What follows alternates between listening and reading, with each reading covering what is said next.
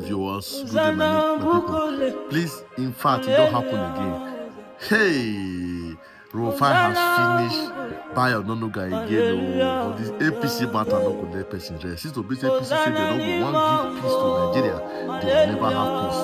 I greet you now. Well, please subscribe to this very channel. If this is your first time of seeing this channel, subscribe.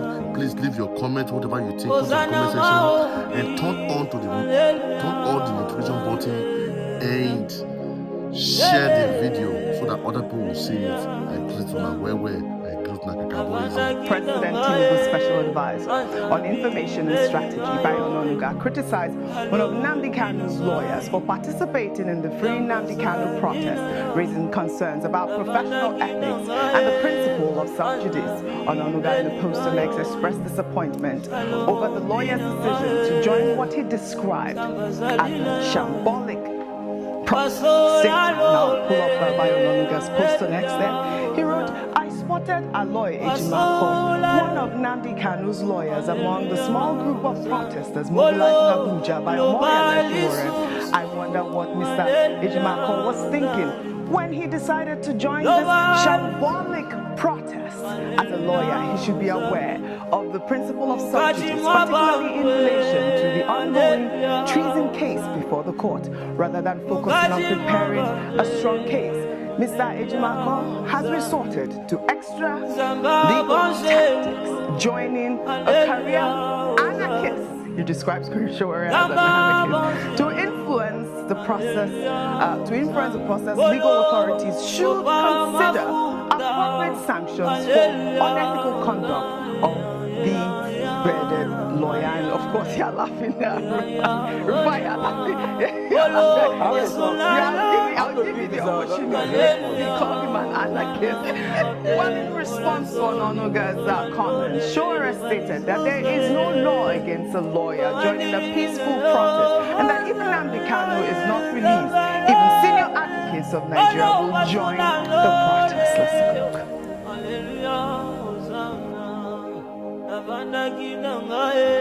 The lawyer is a person, and the same right I do so they don't release Nnamdi Kanu. Yes. Senior advocates of Nigeria will join this. Yes. APC police doctors will join this protest. Yes. Even surgeons, like people who just even get diagnosis, everybody will join. We are about to announce another date, and that one will be bigger. It will be the mother of all protests. So they have a chance now. You know, when we were saying it, they thought it was a play. They thought it was play a few days ago when we say we are going to shut down in Abuja. Nothing happened in Abuja today. Even the judge that gave the order that we should not do protest, they asked us to come back to their head. He did not sit. He did not sit. He couldn't make it to his office. They're not playing. They're not playing. But us, we are working together. They legally arrested me. All right. He's claiming there's going to be another protest that he describes as the mother of all protests, and he has yet to announce the date. But Sowore was on our nightly news program, Prime Time, where he confirmed that Nnamdi Kanu's lawyer, Ejimako, and his brother were arrested. Rufai, I know that you want to speak on this, so I'll give you the floor. I mean, the lawyer has been arrested at this moment. Sowore is saying that the prison or the police station or where the lawyer is being kept is like a dungeon. That's what he said on Prime Time yesterday. Yes, and please, and they should be let free. I mean, yes. Because they protested. I mean, once you arrest them, they take their filings and then you just let them free. Second, the one I want to laugh about is one name Mr. Bayo Nonoga called Sowore. No, there's another, he said something He said he's called him an anarchist. No, I want the exact name because I want to laugh very well. Is it persistent anarchist? I want the exact one.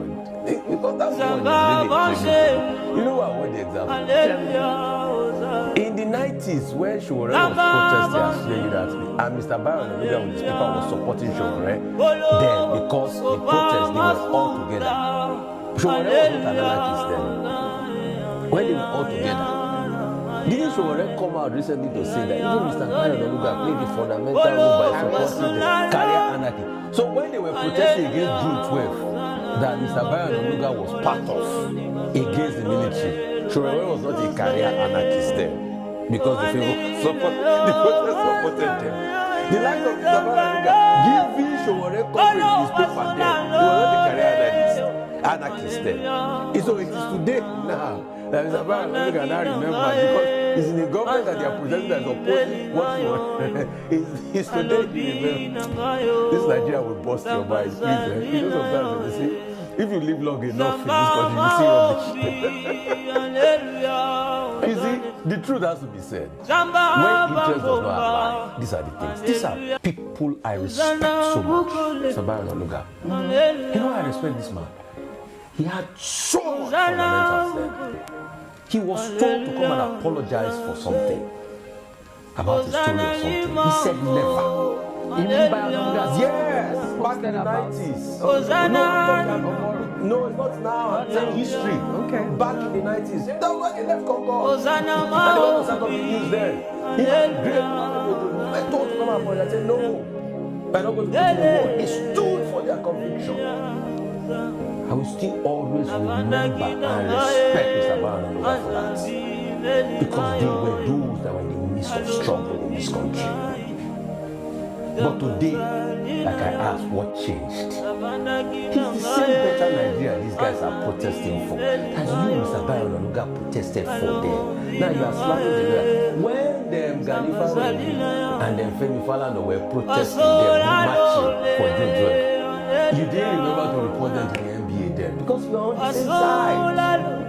Now that it has changed now, you see the lawyers in Jimako and the likes are subjugated. So let's go into the itinerary of subjugated. You know how many matters that are subjugated that people prognosing?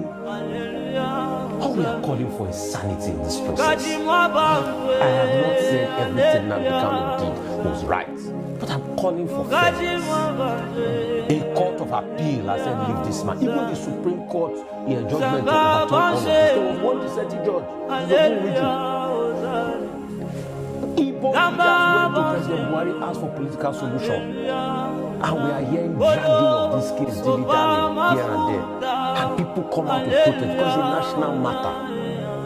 And we are casting aspersions on them. This is the same Mr. Barrow Onanuga that we used to do all that. I used to press the neck of the mobile phone. There is nothing. Bumper with the news. But what changed? That's what we ask. Right? So if you live long enough in this country, you will see a lot. Speaking about the former executive director of a Northeastern North Nigeria, Yemi Adamoleku, was shot and assaulted by security officers while attempting to lay flowers in honor of the victims of the 2020 NSAS protest. The incident has sparked widespread condemnation on social media. The video shared by News Central TV showed Adamoleku being confronted by security personnel who prevented her from performing the symbolic act at the memorial site. Let's take a look. We will take us down and build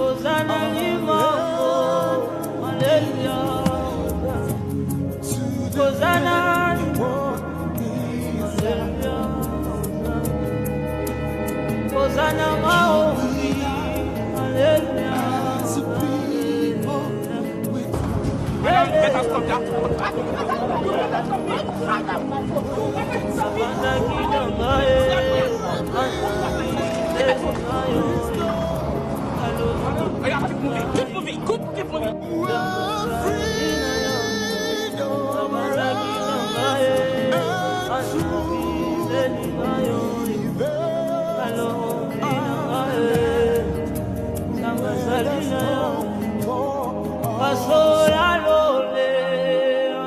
It's completely unacceptable.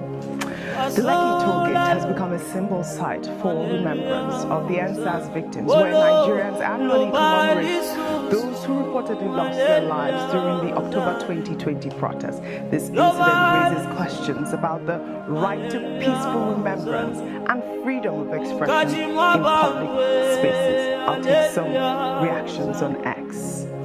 This person actually posted on Instagram, stating, "It's painful to watch this. She only came to pay respect, yet she was treated like an enemy. When will we learn that power should serve the people, not crush them? They sympathy and remembrance because truth exposes guilt. No one should be assaulted for honoring the victims. Well, Deji Adeyanju also condemned this. He wrote on X, I condemn the harassment of notable human rights activist Yemi Ademoleku of the northeastern of Nigeria by the ever-senseless security agents who have no respect or regard for human rights in Nigeria. And that's the actual point. Who authorized this move, actually? Because I will really doubt that this was an order that you should have no one in that area. I mean, I don't know if you have, gotten any response from the Lagos state government as to why this happened to Yemi. She was just going to lay flowers. I actually thought earlier on that we need a statement and a response from the Commissioner of Police because she mentioned, as Yemi Ademoleku mentioned, that he drove past the toll gate with a convoy of around 15 vehicles yesterday, and she saw that the Commissioner of Police in Lagos State, Commissioner of Police Olomudari, that's Jim Olomudari, and so we need to understand that if this is the protocol as order given to the police to contain or to maintain peace and order in the state. But before I come fully to Yemi Adamoleku's story, Oji, let me just say two statements on Nnamdi Kanu's one. Number one is that the government is actually succeeding in making him a hero. And a lot of people have said that they might not necessarily agree with all that he stands for, but by denying him access to justice, they are actually making him a hero. And a lot of people who stand against unfairness and injustice are coming out to speak against it. The second is that Nigeria has lost too much as a result of his consistent incarceration and the lack of respect of this government of the rule of law. I say this because we have lost so much money with the sit-at-home order every morning in the southeast, which could have been averted because the same treatment given to bandits and terrorists in the north who actually committed crimes, who actually killed people, whereby they granted them amnesty and they are negotiating with them. And someone who is allegedly a terrorist is something different. And this is the selective justice that Nigerians are crying out for. What I want to just say as a sound of warning is that let us not let this thing get out of hand. We've seen the day of protest. It means that the people are not backing down. There's only as much as you can push back against the wall, but let the government do right and obey court orders with regards to Nnamdi Kanu. This fight has gone on for so long. Now let's move on to what happened yesterday at the toll gate. I said earlier, when we were speaking privately, about the fact that I believe that the police is actually misunderstanding their role in society in terms of protecting lives and property, because it feels as if their brief is to protect the lives and property of a few or the government, as it were. So it's now the police and the government against the people, whereas the duties as set out in the Constitution means protection of lives and property of Nigerians.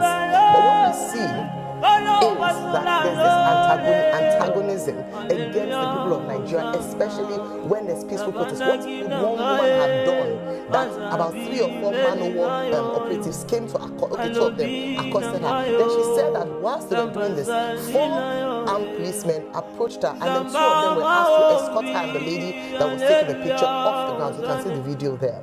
And the highlight of this is that what one of them said to her, a female policewoman who was there, according to what she said, is that they said, are you not enjoying the peace as you have it now? And then they asked the question, what kind of peace are we talking about? Peace of the graveyard. Peace of the graveyard, where peace means that the people are silent and we are like robots according to what the government